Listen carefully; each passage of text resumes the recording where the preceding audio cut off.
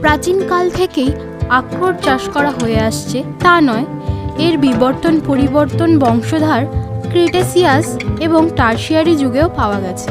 জীবাশ্ম আখরোট এমনকি উত্তর ইউরোপেও পাওয়া গেছে, যেখান থেকে বরফ যুগে ঠান্ডা এবং বরফের কারণে এই গাছগুলি দক্ষিণে এবং অবশেষে আল্পসের উত্তরে ছড়িয়ে পড়ে।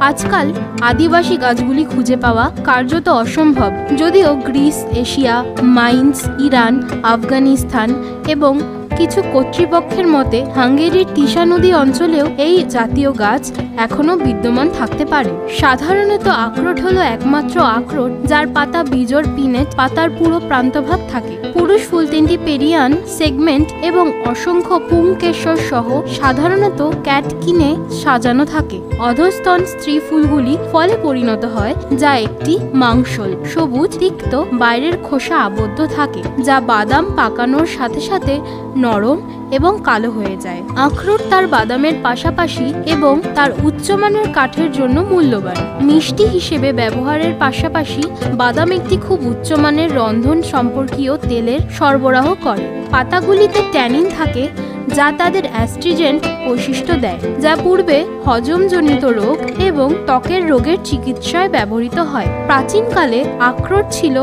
উর্বরতার প্রতীক। 10 থেকে 30 মিটার পর্যন্ত লম্বা পর্ণমোচী গাছ হয়ে থাকে আখরোট। সোজা বা ফ্রক কাণ্ড সহ মে-জুন মাসে ফল